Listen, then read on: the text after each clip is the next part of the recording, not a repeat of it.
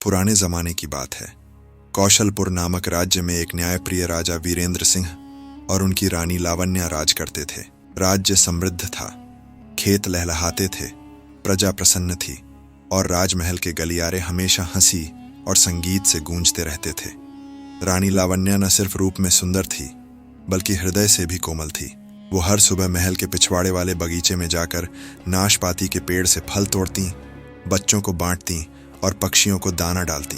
पूरा राज्य उन्हें माँ लावण्या कहकर पुकारता था। उनके 3 पुत्र भी थे, लेकिन कहते हैं किस्मत की किताब में सुख के पन्ने ज्यादा देर तक नहीं टिकते।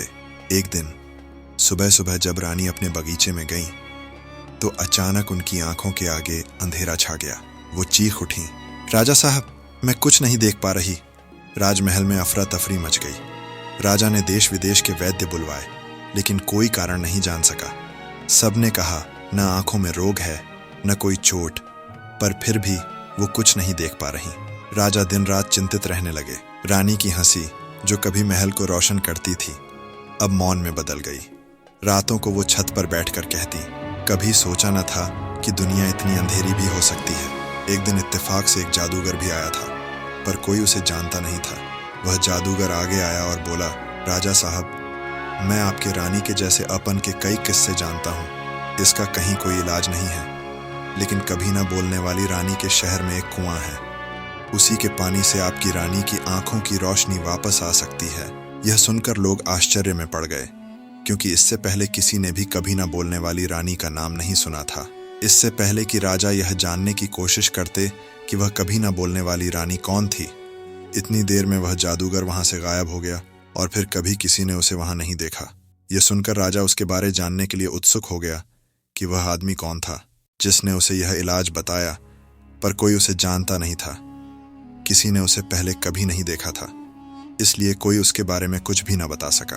उन दरबारियों में से एक ने कहा, महाराज, वह पड़ोसी देश का कोई जादूगर हो सकता है और यहाँ अपने जादू से आ गया होगा। राजा ने पूछा, क्या कभी न बोलने वाली रानी के शहर का कोई अता पता जानते हो? एक बूढ़ा दरबारी ने बोला, महाराज, हम लोगों को तो नहीं मालूम कि वह जगह कहाँ है। अगर मैं जवान होता तो मैं खुद ही उसे ढूंढने के लिए चला जाता। इस पर राजा का बड़ा लड़का बोला, अगर किसी को उस शहर को ढूंढने जाना है तो मैं जाऊंगा, क्योंकि बड़े बेटे होने के नाते यह मेरा फर्ज है कि मैं अपनी माता की आंखों की रोशनी ला सकूं। राजा प्रेम से बोला, शाबाश बेटे, शाबाश, मेरा आशीर्वाद तुम्हारे साथ है। राजा खुद भी जा सकता था, लेकिन अपनी रानी को वो इस हाल में छोड़कर न जाना चाहता था। राजा बोला, बेटा, तुम घोड़ा, पैसा या और भी कुछ जो तुम्हें चाहिए ले जाओ। मैं 3 महीनों में तुम्हारी वापसी का इंतजार करूंगा कि तुम उस शहर का पता लगाकर आओगे। बड़ा लड़का राज्य के समुद्र तट पर गया और एक जहाज पर चढ़ गया। वह जहाज बहुत जगहों पर रुकते हुए जाने वाला था। जब जहाज एक टापू के पास पहुंचा तो राजा का बड़ा लड़का वहां उतरकर टापू देखने गया। जब वह वहां घूम रहा था तो उसने एक बहुत सुंदर लड़की देखी और वह उससे बातें करने में लग गया। उसे बातें करने में वह इतना मग्न हो गया कि उसे समय का पता ही नहीं चला। थोड़ी देर बाद जहाज वहां से चला गया और बड़ा लड़का वहीं उसी टापू पर रह गया। पहले तो उसे इस बात का बहुत अफसोस हुआ कि उसका जहाज छूट गया और वह अपने माता के अंधेपन की दवा लाने नहीं जा सका। पर उस लड़की के ने उसे अपने माता की बीमारी और अपनी यात्रा का उद्देश्य सभी कुछ भुला दिया। जब 3 महीने हो गए और बड़े बेटे का कहीं पता नहीं चला, तो राजा को डर लगा कि कहीं ऐसा ना हो कि वह मर गया हो। वह बेचारा परेशान तो पहले से ही था, और ऊपर से बेटे को खोने का दुख उसे धीरज देने के लिए उसका बीच वाला बेटा बोला, पिताजी, उस कभी ना बोलने वाली रानी का शहर और उसके कुएं का पानी ढूंढने मैं जाऊंगा। राजा बहुत डरा कि कहीं उसके दूसरे बेटे को भी कुछ ना हो जाए, पर फिर भी उसने उसे जाने की इजाजत दे दी। वह भी समुद्र तट पर गया और एक जहाज पकड़ा। इस बार यह जहाज उस टापू पर एक दिन के लिए रुकने वाला था। बड़े भाई की तरह से मंझला लड़का भी वह टापू देखने के लिए जहाज से उतर गया। वहां वह एक बगीचे में घूमने चला गया, जहां के साफ पानी में बहुत सारे पेड़ों की छाया पड़ रही थी। उस पानी में हर तरह के रंगों की मछलियां घूम रही थीं। वह सब उसे बहुत अच्छा लगा। वहां से वह शहर की सड़कों पर घूमने चला गया। घूमते घूमते वह एक चौराहे पर पहुंच गया। जिस पर संगमरमर का एक फव्वारा लगा हुआ था। उस चौराहे के चारों तरफ बहुत सारी इमारतें थीं और उन इमारतों के बीच एक बहुत ही सुंदर महल था। उस महल में सोने चांदी के खंभे और दीवारें थीं जो धूप में चमक रही थीं। राजपुत्र को उस सोने चांदी की दीवारों के उस पार अपना भाई घूमता हुआ दिखाई दिया। उसने उसे आवाज लगाई, भैया तुम यहाँ क्या कर रहे हो? तुम वापस घर क्यों नहीं आए? हम तो समझे कि तुम मर गए हो। खैर दोनों ने एक दूसरे को गले लगाया। फिर बड़ा भाई बोला, एक बार जब मैं टापू पर उतर गया तो मैं यहाँ से वापस ही नहीं जा सका। फिर मुझे एक बहुत सुंदर लड़की मिल गई जिसके पास बहुत कुछ था और उसकी एक बहुत ही प्यारी सी छोटी बहन भी है। अगर तुम्हें वह पसंद हो तो तुम उससे शादी कर लो। इसी तरह से 12 घंटे बीत गए और मंझला लड़का भी बड़े लड़के की तरह अपने जहाज पर नहीं चढ़ सका। मंझला लड़का कुछ देर तो दुखी रहा, फिर वह भी सब कुछ भूल गया, अपने माता को, जादुई पानी को और अपने भाई की तरह से वह भी उस सोने चांदी के महल में बंद होकर रह गया। फिर जब 3 महीने और बीत गए और राजा का बीच वाला बेटा भी वापस नहीं आया तो राजा को बहुत चिंता हुई। उसे और उसके सारे दरबारियों को डर लगा कि वह भी कहीं अपने बड़े भाई की ही तरह मर न गया हो। यह देखकर राजा के सबसे छोटे बेटे ने ऐलान किया कि अपने भाइयों को ढूंढने और उस जादुई पानी को लेने के लिए अब वह खुद वहां जाएगा। राजा और रानी दुखी होकर बोले, अब तुम भी हमें छोड़कर जाना चाहते हो? अंधा और दुखी तो हम पहले से ही हैं, और फिर हम अपना आखिरी बेटा भी खो दें। नहीं नहीं, ऐसा नहीं हो सकता। हम तुम्हें जाने नहीं दे सकते हैं। पर छोटे लड़के ने अपने माता पिता को उम्मीद बंधाई कि वह चिंता ना करें, वह जल्द ही अपने तीनों बेटों को सकुशल देखेंगे। राजा ने भारी मन से उसे जाने की इजाजत दे दी। वह भी राजे के बंदरगाह पर गया और वहां से एक जहाज पकड़ा। वह जहाज भी उस टापू पर रोका। वह जहाज वहां 2 दिन रुकने वाला था। जहाज के कप्तान ने छोटे लड़के से कहा कि वह अगर चाहे तो उस टापू को उतर कर देख सकता है, पर उसे समय पर जहाज में वापस आ जाना चाहिए। कहीं ऐसा ना हो कि वह भी दूसरे 2 नौजवानों की तरह टापू पर उतरे और उनकी तरह ही समय पर ना आए, क्योंकि उसके बाद तो उन दोनों का कहीं पता ही नहीं चला। छोटा लड़का समझ गया कि वह उसके भाइयों के बारे में बात कर रहा था। अगर वे यहाँ उतरे हैं और फिर वापस जहाज पर नहीं आए हैं तो इसका मतलब यह है कि वे यहीं कहीं होंगे। ये सोचकर वह जहाज से उतर गया। अगर वह इस टापू पर रहा तो शायद वह अपने भाइयों को यहाँ देख सके। घूमते घूमते वह भी उसी सोने चांदी के महल के पास पहुंच गया जहां उसके भाई रह रहे थे। उसे वहां दिख भी गए। वे आपस में गले मिले। उन्होंने छोटे भाई को बताया कि किस तरह से वे जादू की वजह से उस टापू को नहीं छोड़ सके। उन्होंने उससे यह भी कहा कि हम लोग तो यहाँ स्वर्ग में रह रहे हैं, हमारे दोनों के पास एक एक सुंदर लड़की है। इस टापू की मालकिन मेरी है और उसकी छोटी बहन मंझले भाई की है। अगर तुम भी यहीं रहोगे तो हमारी उन लड़कियों की कोई तो बहन होगी जो तुम्हें पसंद आ जाए। पर छोटे भाई ने उनके बात को बीच में ही काट दिया और कहा, भैया तुम लोगों का दिमाग खराब हो गया है, इसलिए तुम अपने माता के लिए अपना फर्ज भूल गए हो। मैं यहाँ कभी ना बोलने वाली रानी के कुएं का जादुई पानी लेने के लिए आया हूँ और मुझे अपने इस इरादे से कोई नहीं हिला सकता, ना दौलत, ना ही आनंद और ना ही सुंदर लड़कियां।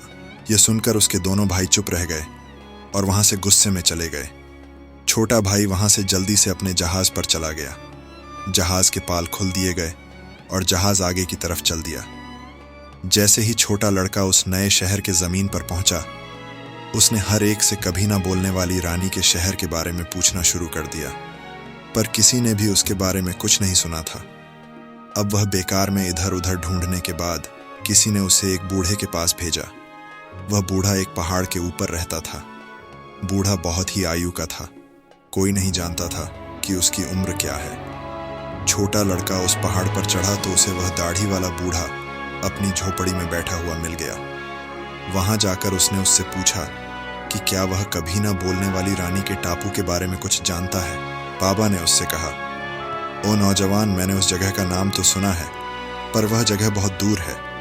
वहां पहुंचने के लिए पहले तुम्हें एक समुद्र पार करना पड़ेगा, जिसे पार करने में तुम्हें करीब करीब 1 महीना लग जाएगा, और उस यात्रा में आए हुए खतरों का तो गिनना ही क्या है। और अगर तुम वह समुद्र सुरक्षित रूप से पार भी कर गए तो कभी ना बोलने वाली रानी के टापू पर तुम्हारे लिए आगे बहुत सारे खतरे हैं। उस टापू का तो नाम ही बदकिस्मती का दूसरा नाम है, क्योंकि लोग उसको आंसुओं का टापू भी कहते हैं। छोटा लड़का उस टापू के बारे में जानकर बहुत खुश हुआ। वहां से वह बंदरगाह से जहाज पर चढ़ा। वहां से समुद्र बहुत ही डरावना था, क्योंकि उस पानी में बहुत बड़े समुद्री जानवर थे और उसमें बहुत बड़े बड़े जहाज भी चल रहे थे। पर छोटा लड़का बहुत ही बहादुर शिकारी था। वह उन सब से बिल्कुल नहीं डरा।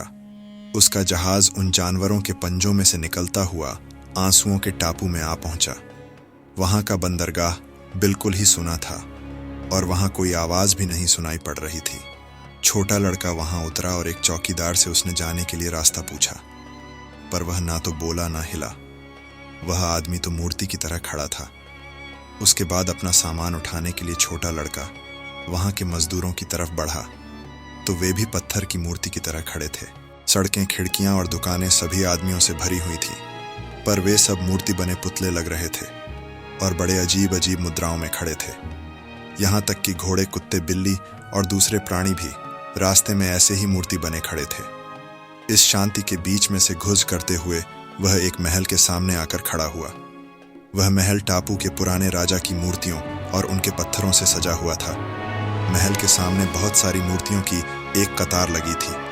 उन पर लिखा हुआ था, चमकती हुई आत्माओं की रानी जो इस टापू पर राज करती है। छोटे लड़के ने सोचा, यह रानी कहाँ है? क्या यह वही रानी है जो कभी ना बोलने वाली रानी कहलाती है? ऐसा सोचते हुए वह एक सीढ़ी से ऊपर चढ़ गया और वहां से फिर उसने कई कमरे पार किए। वे सब कमरे सजे हुए थे। एक कमरे में संगमरमर की सीढ़ियां चढ़कर एक चबूतरा बना हुआ था, जिस पर एक सिंहासन रखा हुआ था। उस सिंहासन पर एक छत्र लगा हुआ था। पास में ही सोने के एक बर्तन में अंगूर की एक बेल उग रही थी। वह कमरे के इस किनारे से दूसरे किनारे की तरफ जा रही थी। बीच में वह बेल उस सिंहासन और उसके छत्र के चारों तरफ लिपटी हुई थी और उनको अंगूर के गुच्छ और उस बेल के पत्तों से सजा रही थी। वहां के बगीचे में हर तरह के फलों के पेड़ भी बहुत बड़े बड़े थे। उन पेड़ों की शाखाएं कमरे की खिड़कियों से होकर अंदर तक आ रही थी। छोटे लड़के को चलते चलते बहुत भूख लगा, तो उसने कमरे में आई हुई एक से एक नाशपाती तोड़ लिया और उसे खाने लगा। जैसे ही उसने उस नाशपाती को काटा, उसकी आंखों की रोशनी धुंधली पड़ने लगी और जल्द ही वह अंधा हो गया। लड़के ने मन में सोचा, अब मैं इस देश में इधर उधर कैसे जाऊंगा जिसमें लोग मूर्ति बने खड़े हैं। उसने किसी तरह वहां से निकलने की कोशिश की तो वह एक गहरे कुआं में गिर पड़ा। उस कुआं में पानी था तो वह नीचे पानी में गिर गया। किसी तरीके से उसने 2-4 बार हाथ पैर मारकर बाहर निकलने की कोशिश की, पर जैसे ही उस कुआं के पानी से बाहर निकला तो उसे लगा कि उसकी आंखों की रोशनी वापस आ रही है। उसने सोचा, तो यह है वह कुआं जिसका पानी आंखों की रोशनी वापस लाता है। वह जादूगर शायद इसी कुएं की बात कर रहा था। इसी कुएं का पानी है जो मेरे माँ की आंखें ठीक कर पाएगा। रात हो गई थी तो उसने रात को सोने के लिए कोई पलंग ढूंढने की कोशिश की। उसे एक शाही सोने का कमरा मिल गया जो शाही तरीके से सजा हुआ था और जिसमें एक बहुत बड़ा पलंग पड़ा हुआ था। उस पलंग पर एक लड़की सो रही थी। उस लड़की की आंखें बंद थीं और लेटी हुई वह बहुत ही सुंदर लग रही थी। उसके सोने के ढंग से लड़के को लगा कि वह जब सो रही थी तब किसी ने उस पर जादू कर दिया होगा, इसलिए वह इस तरह सो रही थी। कुछ सोचने के बाद वह उसके बगल में जाकर सो गया। सुबह वह सवेरे ही उठ गया और उस लड़की के लिए एक चिट्ठी लिखकर उसके पलंग के पास वाली मेज पर रख दिया। उसने उस पत्र में उसका पता और दिनांक लिखा। फिर उसने उस कुएं से, जिसके पानी से आंख ठीक होती थी, एक बोतल पानी भरी और एक नाशपाती तोड़ा जो अंधा कर देता था और अपने घर की तरफ चल दिया। जहाज फिर से उस टापू पर रुका जहां उसके दोनों बड़े भाई थे। भाइयों को साथ लेकर जब अपने शहर लौटा तो राजा को यह पता चला कि उसके तीनों बेटे सही सलामत वापस घर आ गए हैं, तो उसकी खुशी का कोई ठिकाना न रहा। जब वे आ गए तो उसने उन सबको कई बार गले लगाया। फिर उससे पूछा, अच्छा अब यह बताओ कि तुम में से सबसे ज्यादा खुशकिस्मत कौन रहा? दोनों बड़े लड़के चुप रहे, पर छोटा लड़का बोला, पिताजी मैं ये कह सकता हूं कि मैं रहा, क्योंकि मैंने अपने खोए हुए भाइयों को ढूंढा और उन्हें यहां वापस लाया। मैं कभी ना बोलने वाली रानी के शहर पहुंचा और वहां से वह पानी लेकर आया जिससे अब माँ कि आंखें ठीक हो सकती हैं, मुझे एक और भी आश्चर्यजनक चीज मिली। मैं आपको अभी दिखाऊंगा कि वह कैसे काम करती है। इतना कहकर उसने एक नाशपाती निकाला और अपनी पिताजी को खाने के लिए दिया। राजा ने जैसे ही उसमें दांत लगाई, वैसे जैसे ही वह अंधा हो गया, वह जोर से चीख पड़ा। अरे यह क्या हुआ? मुझे तो कुछ दिखाई ही नहीं दे रहा है, छोटा राजकुमार बोला। पिताजी परेशान ना हो, मैं आपको अभी ठीक करता हूं। और उसने पानी की बोतल निकाली और बोला, इसका बस एक बूंद पानी आपकी और माँ की आंख की रोशनी वापस ले आएगी। पर वह पानी तो उसके दोनों बड़े भाइयों ने पहले ही बदल दिया था, इसलिए वह पानी जो छोटे लड़के के पास था वह तो नकली था। उसके पिता और उसकी माँ की आंखों की रोशनी वापस नहीं ला सका। रानी तो रोने लगी। राजा भी बहुत गुस्सा हुआ और छोटे लड़के का तो पूरा शरीर ही कांपने लगा। उसके दोनों बड़े भाई बोले, ऐसा इसलिए हुआ कि इसे तो कभी ना बोलने वाली रानी के कुएं का पानी मिला ही नहीं। उसे तो हम लेकर आए हैं, और वह पानी ये रहा जैसे ही वह चुराया हुआ पानी राजा और रानी की आंखों में लगाया गया। उन दोनों की आंखें ठीक हो गईं और उनकी आंखों की रोशनी वापस आ गई। भाइयों में काफी झगड़ा हुआ। छोटे भाई ने अपने भाइयों को चोर और धोखेबाज बताया और उसके भाइयों ने उसे झूठा बताया। राजा तो इस झगड़े का कुछ पता नहीं कर सका, पर आखिर में वह दोनों बड़े बेटे की तरफ ही रहा और छोटे लड़के से कहा, चुप रहो बेशर्म, तुम्हारा कोई इरादा अपनी माँ को ठीक करने का तो था ही नहीं, बल्कि तुमने तो अपने पिता को भी अंधा कर दिया था। सिपाही, इस कमीने को जंगल ले जाओ और इसे मार डालो। इसका दिल लाकर मुझे दो, नहीं तो तुम लोग भी मारे जाओगे। राजा के सिपाही उसे घसीट कर बाहर जंगल की तरफ ले गए। छोटा राजकुमार चीखता रहा और अपने बचाव में कुछ कुछ कहता रहा, पर वे सिपाही तो उसकी कुछ सुन ही नहीं रहे थे। पर फिर किसी तरह से वह उनसे अपनी कहानी कहने और उन्हें यह विश्वास दिलाने में कामयाब हो गया कि उसने ऐसा कुछ नहीं किया। फिर किसी भले आदमी के खून से हाथ रंगने की बजाय उन सिपाहियों ने उससे यह वादा ले लिया कि वह फिर उस शहर में कभी वापस नहीं आएगा और उसे छोड़ दिया। उन्होंने जंगल में ही किसी मरे हुए जानवर का दिल लिया और उसे लेकर राजा के पास वापस आ गए। उधर कभी न बोलने वाली रानी के टापू पर जैसे ही छोटा राजकुमार वहां से गया था, वैसे ही रानी जाग उठी। उस टापू का सारा जादू टूट गया जो एक जादूगर ने उसे जलने की वजह से उस पर डाला था। जादू ऐसे टूटा मानो जैसे उसी छोटे राजकुमार का इंतजार में हो। उस टापू के और सारे लोग भी जाग गए और जिंदा हो गए और बोलने लगे। रानी ने अपनी आंखें मली और बोली, मुझे तो आश्चर्य है कि इस धरती पर कौन सा ऐसा इंसान है जो इस टापू पर आया और इस कमरे में रहा और मुझे और मेरे आदमियों को उसके जादू से आज़ाद करा गया, जिसके जादू में हम थे। तभी एक दासी आई और उसने उसके पलंग के पास की एक मेज पर रखा वह पर्चा लाकर उसे दिया। उस पर्चे से उसे पता चला कि वह आदमी राजा का बेटा था। तुरंत ही उसने राजा को एक चिट्ठी लिखी कि वह छोटे लड़के को वहां तुरंत ही भेज दे, नहीं तो वह उस देश पर चढ़ाई कर देगी। जब राजा को यह चिट्ठी मिली तो उसने दोनों बड़े बेटों को बुलाया और वह चिट्ठी पढ़ने को दी और उनकी राय पूछी। उनमें से किसी को नहीं पता था कि वे क्या कहें। आखिर में बड़ा बेटा बोला, हमें नहीं पता कि यह सब क्या है, जब तक कोई जाकर रानी से यह ना पूछे कि इसका क्या मतलब है। मैं खुद वहां जाता हूं और पता लगा कर आता हूं। राजा के बड़े बेटे के लिए यात्रा आसान थी, क्योंकि दुष्ट जादूगर का जादू टूट चुका था और सारे समुद्री जानवर समुद्र से गायब हो चुके थे। वहां उस टापू के सारे लोग भी जिंदा हो चुके थे, तो अब सब कुछ वहां सामान्य था। वह रानी के पास जा पहुंचा और बोला, मैं ही वह राजकुमार हूं। रानी, जो जल्द ही किसी पर विश्वास नहीं करती थी, उससे कुछ सवाल पूछे। तुम यहाँ पहली बार किस दिन आए थे? तुमने यह शहर कैसे ढूंढा? जब तुम यहाँ आए तो मैं कहाँ थी? महल में तुम्हारे साथ क्या क्या हुआ था? अब तुम यहाँ क्या नई चीज देखते हो जो तुमने तब यहाँ नहीं देखा था जब तुम यहाँ पहली बार आए थे? रानी ने उससे और भी कई सवाल पूछे। अब बड़े लड़के ने खुद तो कुछ किया नहीं था, तो उनमें से किसी भी सवाल का जवाब ठीक से नहीं दे सका और हकलाने लगा। रानी को तुरंत ही पता चल गया कि वह झूठ बोल रहा था। उसने उसका सिर कटवाकर शहर के दरवाजे पर टंगवा दिया और उसके नीचे लिखवा दिया, अगर तुम झूठ बोलोगे तो तुम्हारा भी यही हाल होगा। इसके बाद राजा को रानी की दूसरी चिट्ठी मिली कि अगर उसके छोटे बेटे को उसके पास नहीं भेजा तो उसकी सेना उसके देश पर हमला करने के लिए तैयार है। वह उसके राज्य को, उसके परिवार को और उसे भी नष्ट कर देगी। छोटे लड़के को मारने के आदेश देने से राजा पहले ही बहुत दुखी था, तो उसने मंझले बेटे की तरफ देखा और बोला, अब क्या करें? उसे हम कैसे बताएं कि वह मर चुका है और तुम्हारा बड़ा भाई भी घर क्यों नहीं आया? मंझला लड़का बोला, ठीक है, मैं जाता हूं, मैं देखता हूं कि क्या बात है। वह रानी के टापू पर पहुंचा, पर शहर के दरवाजे पर बड़े भाई के कट्टे सिर को टंगे देखकर उसे जो कुछ जानना था वह जान गया। वह तुरंत ही वहां से उल्टे पैर वापस आ गया। आकर कहा, पिताजी, बस अब हम मारे गए। बड़ा भाई मर चुका है और उसका सिर उस शहर के दरवाजे के ऊपर टंगा हुआ है। अगर मैं अंदर जाता तो एक और सिर उसके बराबर में लग जाता। राजा ये सब सुनकर बहुत दुखी हुआ। उसने कहा, क्या कहा? मेरा बड़ा बेटा मर गया है। अब मुझे पता चला कि मेरा छोटा बेटा बिल्कुल बेकसूर था और यह सब मुझे सजा देने के लिए हुआ है। अब तो सच बोल दो बेटे, मेरे मरने से पहले अपने गुनाह मान लो। मंझला बेटा बोला, इस सब के लिए हमारी पत्नियां जिम्मेदार हैं। पिताजी, हम कभी ना बोलने वाली रानी के टापू पर गए ही नहीं। छोटे भाई की जादुई पानी की शीशी को हमने एक साधारण पानी की शीशी से बदल दिया था।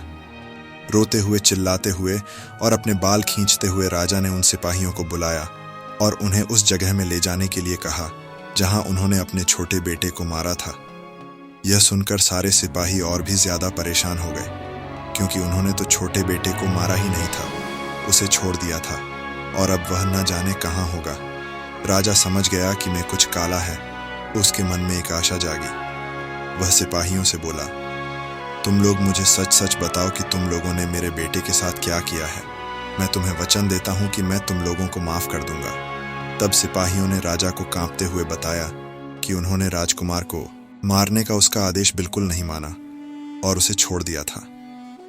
राजा के आश्चर्य का ठिकाना ना रहा और वह खुशी से पागल हो गया। फिर राजा ने मुनादी फिरवा दी कि जो कोई भी छोटे राजकुमार को राजा के पास जिंदा लेकर आएगा उसे भारी इनाम दिया जाएगा। छोटा राजकुमार वापस आ गया। राजा और उसके दरबारियों की खुशी का ठिकाना ना रहा। एक बार फिर वह कभी ना बोलने वाली रानी के टापू की तरफ चला। वहां उसका बड़ा भारी स्वागत हुआ। रानी बोली, छोटे राजकुमार, तुमने मुझे और मेरे आदमियों को आजाद किया है, नई जिंदगी दी है। अब तुम ही मेरे पति और इस टापू के राजा बनोगे। इसके बाद कई हफ्तों तक उस टापू पर खुशियां मनाई गई, जिनकी वजह से उस टापू का नाम आंसुओं के टापू की बजाय खुशी का टापू हो गया। दोस्तों, आपको हमारी यह कहानी कैसी लगी, ये हमें कमेंट करके ज़रूर बताएं। अगर आपको हमारी यह कहानी पसंद आई हो तो कृपया इसे लाइक और शेयर करें। इसके साथ साथ हमारे चैनल को सब्सक्राइब करना ना भूलें।